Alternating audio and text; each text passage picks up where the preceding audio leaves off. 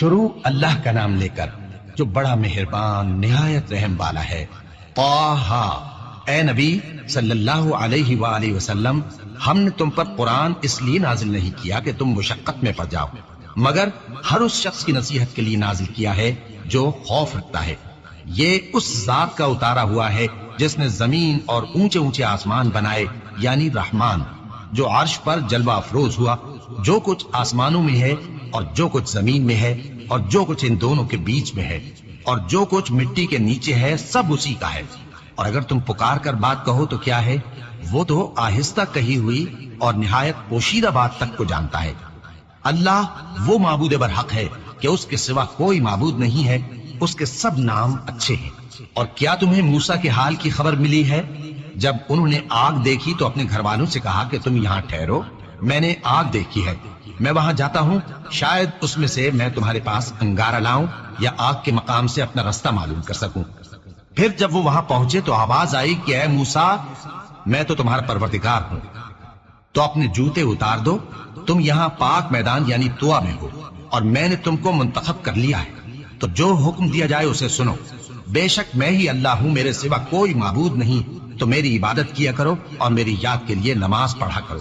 قیامت یقیناً آنے والی ہے، میں چاہتا ہوں کہ اس کے وقت کو پوشیدہ رکھوں تاکہ ہر شخص جو کوشش کرے اس کا بدلہ پائے۔ تو جو شخص اس پر ایمان نہیں رکھتا اور اپنی خواہش کے پیچھے چلتا ہے، کہیں تم کو اس کے یقین سے روک نہ دے، تو اس صورت میں تم ہلاک ہو جاؤ۔ اور اے موسیٰ، یہ تمہارے داہنے ہاتھ میں کیا ہے؟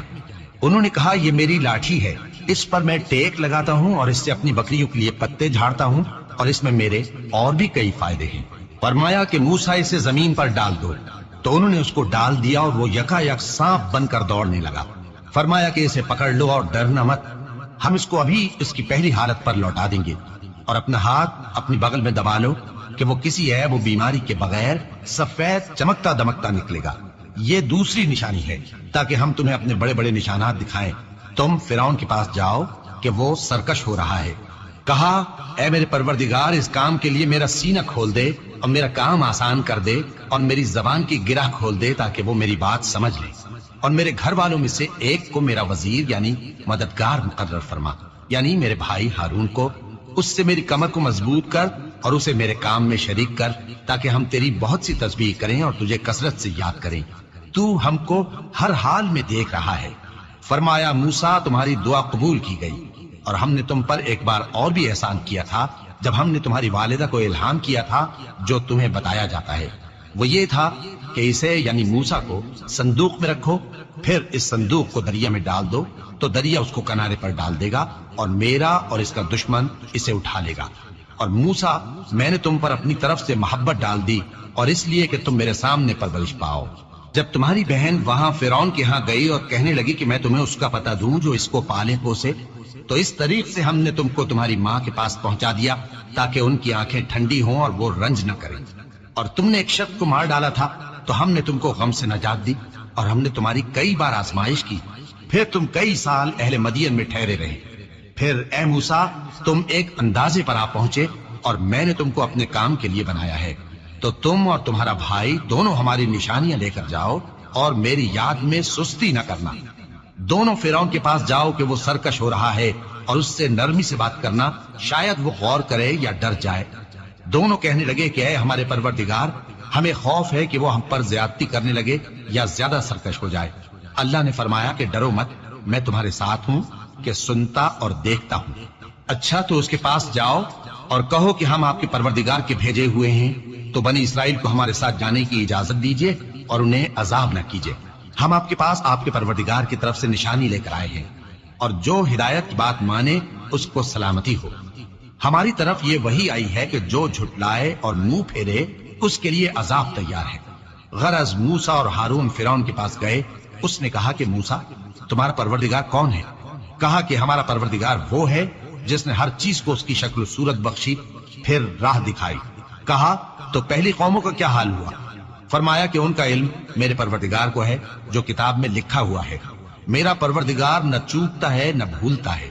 وہ وہی تو ہے جس نے تم لوگوں کے لیے زمین کو فرش بنایا اور اس میں تمہارے لیے رستے بنا دیے اور آسمان سے پانی برسایا، پھر اس سے مختلف نباتات پیدا کی کہ خود بھی کھاؤ اور اپنے مویشیوں کو بھی چراؤ۔ بے شک ان باتوں میں عقل والوں کے لیے بہت سی نشانیاں ہیں۔ اسی زمین سے ہم نے تم کو پیدا کیا اور اسی میں ہم تمہیں لوٹائیں گے اور اسی سے ہم تمہیں دوسری دفعہ نکالیں گے۔ اور ہم نے فرعون کو اپنی سب نشانیاں دکھائیں مگر وہ تکذیب اور انکار ہی کرتا رہا۔ کہنے لگا کہ موسیٰ، کیا تم ہمارے پاس اس لیے آئے ہو کہ اپنے جادو کے زور سے ہمیں ہمارے ملک سے نکال دو؟ تو ہم بھی تمہارے مقابل ایسا ہی جادو لائیں گے، تو ہمارے اور اپنے درمیان ایک وقت مقرر کر لو کہ نہ تو ہم اس کے خلاف کر رہے ہیں اور نہ تم، اور یہ مقابلہ ایک ہموار میدان میں ہوگا۔ موسیٰ نے کہا کہ آپ کے لیے یوم زینت کا وعدہ ہے اور یہ کہ لوگ اس روز دن چڑھے اکٹھے ہو جائیں۔ تو فرعون لوٹ گیا اور اپنے سامان جمع کر کے پھر آیا۔ موسیٰ نے ان جادوگروں سے کہا کہ یہ تمہاری بربادی ہوگی، اللہ پر جھوٹ نہ باندھو، وہ تمہیں عذاب سے فنا کر دے گا، اور جس نے جھوٹ باندھا وہ نامراد رہا۔ تو وہ باہم اپنے معاملے میں جھگڑنے اور چپکے سرگوشی کرنے لگے۔ کہنے لگے یہ دونوں جادوگر ہیں، چاہتے ہیں کہ اپنے جادو کے زور سے تم کو تمہارے ملک سے نکال دیں اور تمہارے بہترین مذہب کو نابود کر دیں۔ تو تم جادو کا سامان اکٹھا کر لو اور پھر قطار باندھ کر آؤ، آج جو غالب رہا وہی کامیاب ہوا۔ جادوگر بولے کہ موسیٰ، یا تو تم اپنی چیز ڈالو یا ہم اپنی چیزیں پہلے ڈالتے ہیں۔ موسیٰ نے کہا بلکہ تم ہی پہلے ڈالو۔ جب انہوں نے چیزیں ڈالی تو یکا یک ان کی رسیاں اور لاٹھیاں موسیٰ کے خیال میں ایسی آنے لگی کہ وہ میدان میں ادھر ادھر دوڑ رہی ہیں۔ اس وقت موسیٰ نے اپنے دل میں خوف محسوس کیا۔ ہم نے کہا خوف نہ کرو، بلا شبہ تم ہی غالب رہو گے، اور جو چیز یعنی لاٹھی تمہارے داہنے ہاتھ میں ہے اسے ڈال دو کہ جو کچھ انہوں نے بنایا ہے اس کو وہ نگل جائے گی۔ جو کچھ انہوں نے بنایا ہے یہ تو جادوگروں کے ہتھ کنڈے ہیں، اور جادوگر جہاں بھی جائے کامیاب نہیں ہوگا۔ اس پر جادوگر سجدے میں گر پڑے، کہنے لگے کہ ہم موسیٰ اور ہارون کے پروردگار پر ایمان لائے۔ فرعون بولا کہ پیشتر اس کے کہ میں تمہیں اجازت دوں تم اس پر ایمان لے آئے؟ بے شک یہ تمہارا بڑا یعنی استاد ہے جس نے تم کو جادو سکھایا ہے، سو میں تمہارے ہاتھ اور پاؤں مخالف سمت سے کٹوا دوں گا اور تم کو کھجوروں کے تنوں پر سولی چڑھوا دوں گا، اور تم کو معلوم ہوگا کہ ہم میں سے کس کا عذاب زیادہ سخت اور دیر تک رہنے والا ہے۔ انہوں نے کہا کہ جو دلائل ہمارے پاس آ گئے ہیں ان پر اور جس نے ہم کو پیدا کیا ہے اس پر ہم آپ کو ہرگز ترجیح نہیں دیں گے، تو آپ کو جو حکم دینا ہو دے دیجئے، اور آپ جو حکم دے سکتے ہیں وہ صرف اسی دنیا کی زندگی میں دے سکتے ہیں۔ ہم تو اپنے پروردگار پر ایمان لے آئے تاکہ وہ ہمارے گناہوں کو معاف کرے، اور اسے بھی جو آپ نے ہم سے زبردستی جادو کرایا، اور اللہ سب سے اچھا ہے اور ہمیشہ باقی رہنے والا ہے۔ جو شخص اپنے پروردگار کے پاس گناہگار ہو کر آئے گا تو اس کے لیے جہنم ہے جس میں نہ وہ مرے گا نہ جیے گا، اور جو اس کے روبرو ایماندار ہو کر آئے گا اور عمل بھی نیک کیے ہوں گے تو ایسے لوگوں کے لیے اونچے اونچے درجے ہیں، یعنی ہمیشہ رہنے کے باغ جن کے نیچے نہریں بہ رہی ہیں، ہمیشہ ان میں رہیں گے، اور یہ اس شخص کا بدلہ ہے جو پاک ہوا۔ اور ہم نے موسیٰ کی طرف وہی بھیجی کہ ہمارے بندوں کو راتوں رات نکال لے جاؤ، پھر ان کے لیے سمندر میں لاٹھی مار کر خشک رستہ بنا دو، پھر تم کو نہ فرعون کے آ پکڑنے کا خوف ہوگا اور نہ غرق ہونے کا ڈر۔ پھر فرعون نے اپنے لشکروں کے ساتھ ان کا تعاقب کیا تو سمندر کی موجوں نے ان پر چڑھ کر انہیں ڈھانک لیا یعنی ڈبو دیا، اور فرعون نے اپنی قوم کو گمراہ کر دیا اور سیدھے رستے پر نہ ڈالا۔ اے آل یعقوب، ہم نے تم کو تمہارے دشمن سے نجات دی اور تورات دینے کے لیے تم سے کوہ طور کی داہنی جانب مقرر کی، اور تم پر من اور سلوہ نازل کیا، اور حکم دیا کہ جو پاکیزہ چیزیں ہم نے تم کو دی ہیں ان کو کھاؤ اور اس میں حد سے نہ نکلنا، ورنہ تم پر میرا غضب نازل ہوگا، اور جس پر میرا غضب نازل ہوا وہ ہلاک ہو گیا۔ اور جو توبہ کرے اور ایمان لائے اور عمل نیک کرے پھر سیدھے رستے چلے اس کو میں بخش دینے والا ہوں۔ اور اے موسیٰ، تم نے اپنی قوم سے آگے چلے آنے میں کیوں جلدی کی؟ کہا وہ میرے پیچھے آ رہے ہیں۔ اور اے میرے پروردگار، میں نے تیری طرف آنے کی جلدی اس لیے کی کہ تو خوش ہو جائے۔ فرمایا کہ ہم نے تمہاری قوم کو تمہارے بعد آزمائش میں ڈال دیا ہے، اور سامری نے ان کو بہکا دیا ہے۔ اور موسیٰ غصے اور غم کی حالت میں اپنی قوم کے پاس واپس آئے اور کہنے لگے کہ اے قوم، کیا تمہارے پروردگار نے تم سے اچھا وعدہ نہیں کیا تھا؟ کیا میری جدائی کی مدت تمہیں لمبی معلوم ہوئی، یا تم نے یہ چاہا کہ تم پر تمہارے پروردگار کی طرف سے غضب نازل ہو، اور اس لیے تم نے مجھ سے جو وعدہ کیا تھا اس کے خلاف کیا؟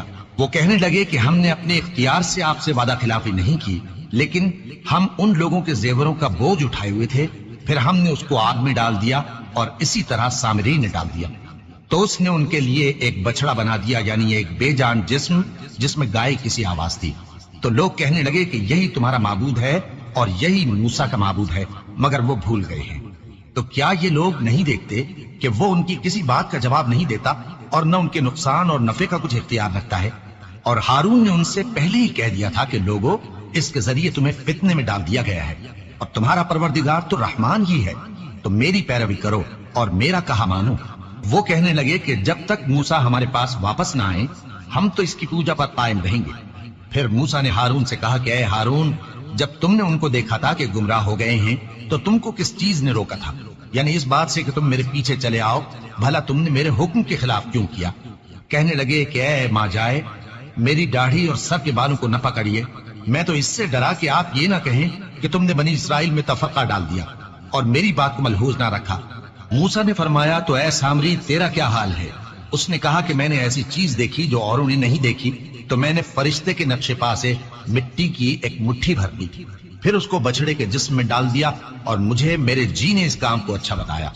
موسیٰ نے کہا جا، تجھ کو دنیا کی زندگی میں یہ سزا ہے کہ کہتا رہے کہ مجھ کو ہاتھ نہ لگانا، اور تیرے لیے ایک اور وعدہ ہے، یعنی عذاب کا جو تجھ سے ٹل نہ سکے گا، اور جس معبود کی پوجا پر تو جمع ہوا تھا اس کو دیکھ، ہم اسے جلا دیں گے، پھر اس کی راکھ کو اڑا کر دریا میں بکھیر دیں گے۔